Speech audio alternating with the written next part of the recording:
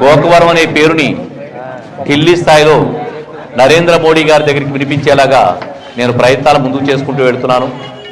గోకవరం గ్రామం ఒక్కటే నా గ్రామం కాకుండా దాదాపుగా జగ్గంపేట, రాజానగరం, రంపచోడవరం నియోజకవర్గాల్లో కూడా సేవలు అందిస్తూ 3 నియోజకవర్గాలని కూడా ఒకే కుటుంబంగా చేస్తూ గోకవరాన్ని కేంద్రీయ ప్రాంతంగా చేస్తూ ఎన్నో కార్యక్రమాలు చేస్తున్నాను.